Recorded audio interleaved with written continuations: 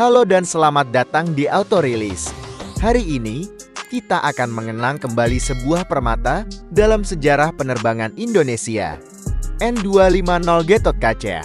Lebih dari sekadar pesawat turboprop regional, N250 adalah simbol kuat dari ambisi nasional, kecanggihan teknologi, dan impian untuk menaklukkan langit dengan inovasi karya anak bangsa.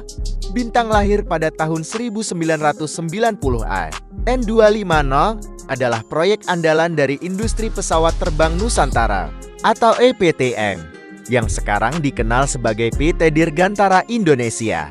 Pengembangan pesawat ini dipelopori oleh tokoh brilian Profesor B. J.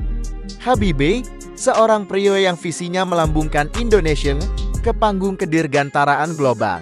Pesawat itu sendiri membawa nama yang agung, Gatot-Kaca, diambil dari tokoh legenda perkasa dalam Wiracarita Mahabharata yang terkenal karena kemampuannya terbang.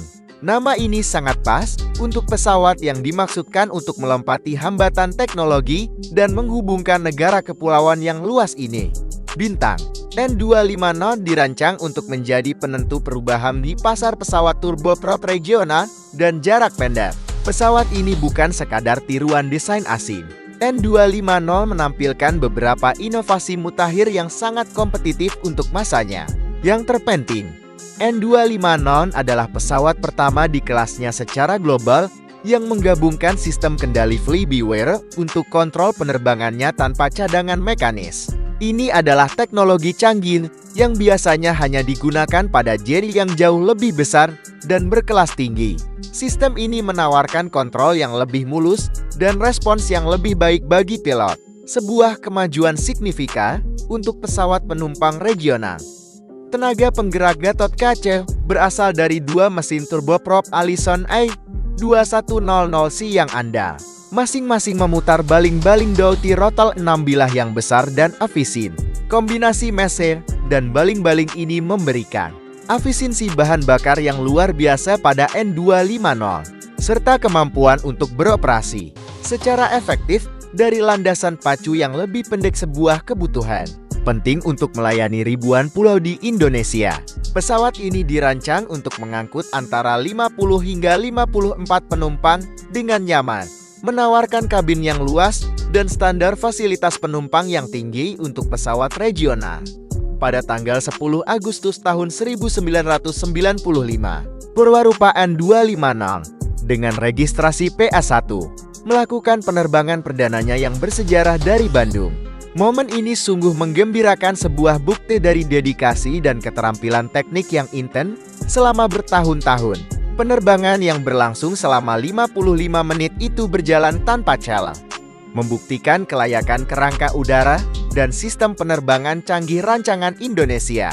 Selama beberapa tahun berikutnya, beberapa Purwarupa dibangun dan diuji secara ketat, menunjukkan kinerja yang konsisten yang memenuhi atau bahkan melampaui ekspektasi.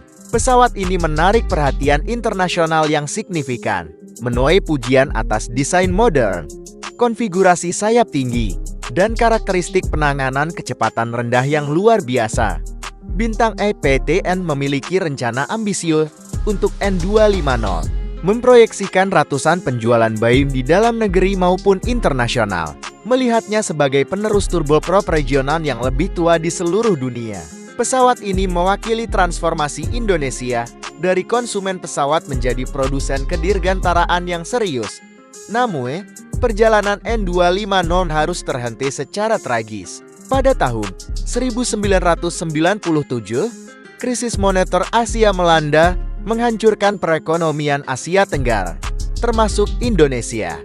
Devaluasi mata uang besar-besaran dan kekacauan ekonomi berikutnya melumpuhkan pendanaan untuk proyek-proyek skala besar yang mahal.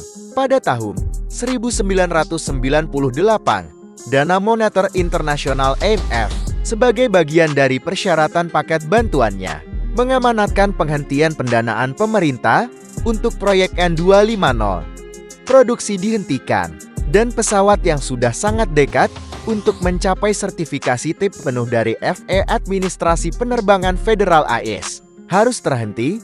Purwarupa pertama N250 yang terbang dengan sangat membanggakan kini telah pensiun dan diawetkan di Museum Dirgantara Mandala di Yogyakarta. Sebuah monumen bisu atas potensi yang pernah ada. Pesawat ini tetap menjadi simbol kuat dari potensi Indonesia dan keterampilan para insinyurnya. Sebuah proyek yang benar-benar melampaui masanya. Meskipun N250 tidak pernah memasuki layanan komersial, warisannya hidup dalam talenta yang dikembangkan dan fondasi yang diletakkan untuk proyek-proyek kedirgantaraan Indonesia di masa depan. Pesawat ini membuktikan bahwa sebuah negara berkembang memang mampu merancang dan membangun pesawat penumpang kelas dunia yang canggih. Kisah N250. Gatotkaca adalah kisah tentang teknik yang brilian, kebanggaan nasional, dan impian yang tertunda oleh kekuatan ekonomi di luar kendalinya. Bintang mengingat fitur-fitur canggih dan desainnya yang kompetitif.